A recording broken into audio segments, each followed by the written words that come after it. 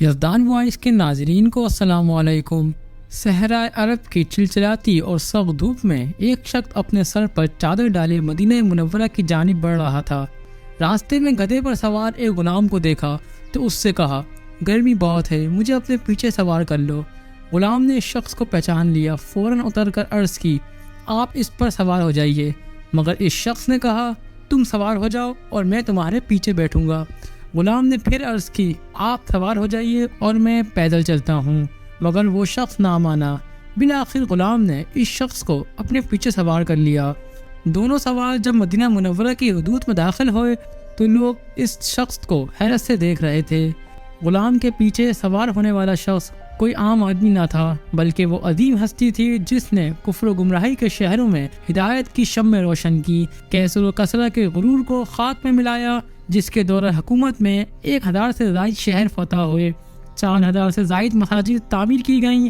یہ محترم ہستی امام العادلین، قید المنافقین، امیر المومنین حضرت سیدنا عمر فاروق اعظم رضی اللہ تعالیٰ عنہ کی ذات مقدسہ ہے۔ حضرت سیدنا عمر فاروق رضی اللہ تعالیٰ عنہ اسلام کی وہ عظیم شخصیت ہیں کہ جن کی اسلام کے لیے روشن خدمات، جرات و بہادری، عدل و انصاف پر مبنی فیصلوں، فتوحات اور شاندار کردار اور کارناموں سے اسلام کا چہرہ روشن ہے۔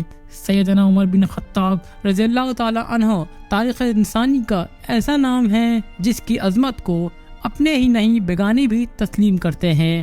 وہ نبی نہیں تھے، مگر اللہ نے ان کی زبان حق پر وہ مضامین جاری کر دیے جو وحی کا حصہ بن گئے، اور قرآن پاک کے متعدد احکامات آپ کی رائے کے مطابق نازل ہوئے، مثلاً اذان کا طریقہ، عورتوں کے لیے پردے کا حکم اور شراب کی حرمت۔ آپ رضی اللہ تعالیٰ عنہ کا نام عمر بن خطاب، لقب فاروق اعظم اور کنیت ابو حفص ہے۔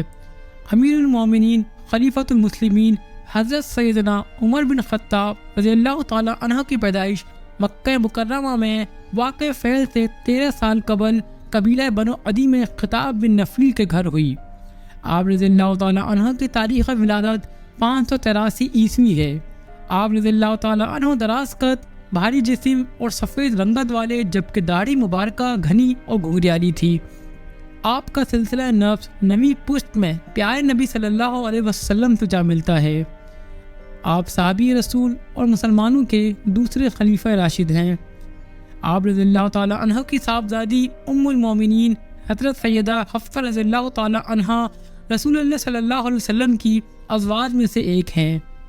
خلیفہ دوم حضرت سیدنا عمر فاروق رضی اللہ تعالیٰ عنہ وہ عظیم المرتبت شخصیت ہیں کہ جن کے لیے رسول اللہ صلی اللہ علیہ وسلم نے اللہ تعالیٰ سے خصوصی طور پر دعا مانگی تھی کہ اے اللہ، تو ابو جہل یا عمر بن خطاب دونوں میں سے اپنے ایک پسندیدہ بندے کے ذریعے اسلام کو غلبہ اور عزت عطا فرما۔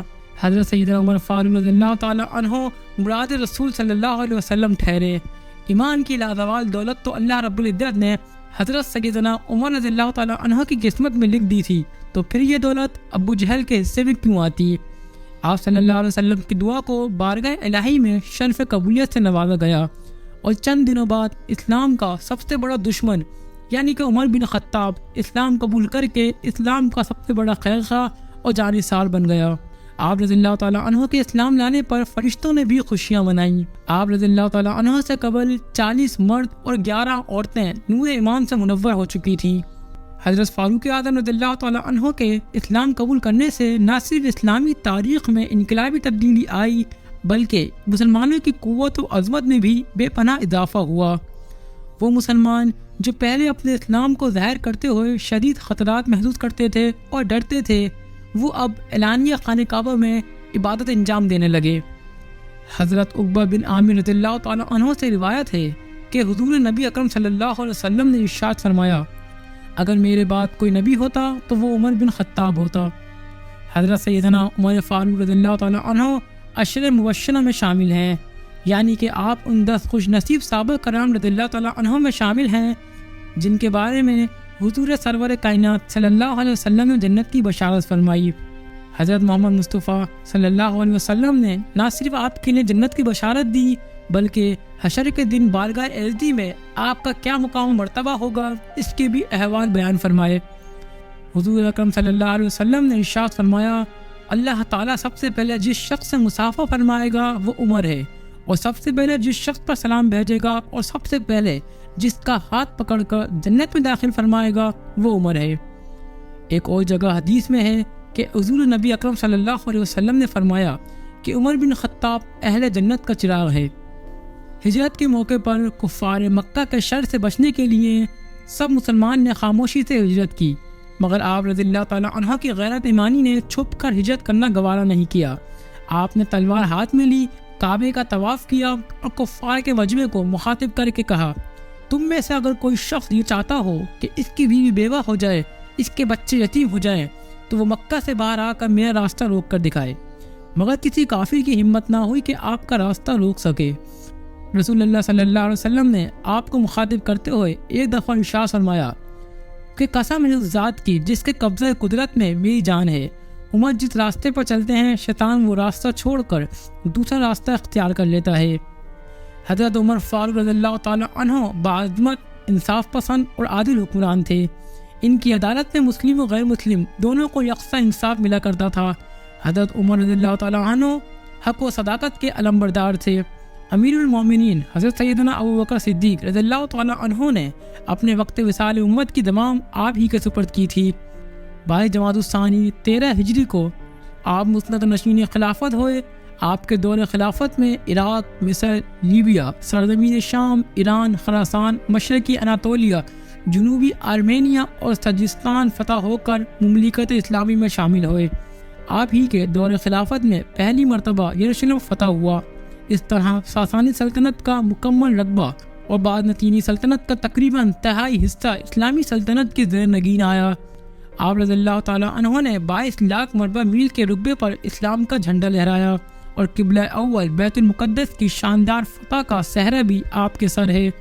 حضرت عمر بن خطاب رضی اللہ تعالیٰ عنہ نے جس مہارت، شجاعت اور عسکری صلاحیت سے ساسانی سلطنت کی مکمل شہنشاہیت کو 2 سال سے بھی کم عرصے میں زیر کر لیا، نیز اپنی سلطنت و حدود سلطنت کا انتظام، رعایا کی جملہ ضروریات کی نگہداشت اور دیگر امور سلطنت کو جس خوش اسلوبی اور مہارت و ذمہ داری کے ساتھ نبھایا، وہ ان کی عبقریت کی دلیل ہے۔ آپ رضی اللہ تعالیٰ عنہ کا دور خلافت عدل انصاف کا ترخشندہ باب اور مثالی دور ہے۔ آپ ہی نے تقویم اسلامی یعنی کہ اسلامی کیلنڈر کی ابتدا ہجرت مدینہ کی بنیاد پر 1 محرم الحرام سے کروائی۔ مفتوحہ علاقوں میں 900 جامع مساجد اور 4000 عام مساجد تعمیر کروا کر اس میں تعلیم و تدریس کا انتظام کروایا، جبکہ حرمین شریفین کی توسیع بھی آپ کے دور خلافت میں ہوئی۔ تاریخ کی سب سے پہلی مردم شماری، کرنسی سکے کا اجرا، مہمان خانوں سرائی کی تعمیر، لاوارث بچوں کی خوراک، تعلیم و تربیت کا انتظام اور وظائف کا اجرا دور فاروقی میں کیا گیا۔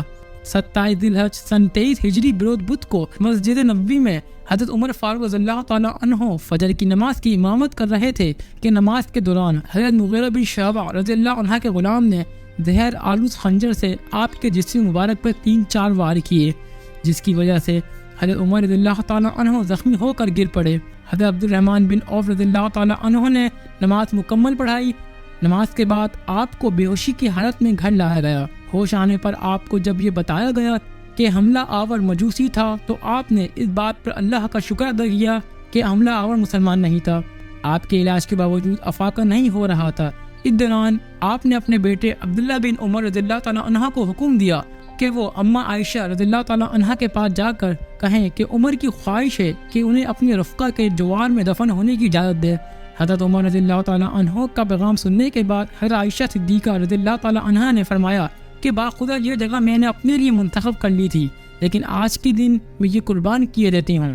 3 دن کرب میں گزارنے کے بعد آپ 1 محرم الحرام سن 24 ہجری کو جامع شہادت نوش فرما گئے۔ حضرت معاذ رضی اللہ تعالیٰ عنہ نے فرمایا کہ رسول اللہ صلی اللہ علیہ وسلم نے لہلت فرمائی تو ان کی عمر مبارک 63 سال تھی۔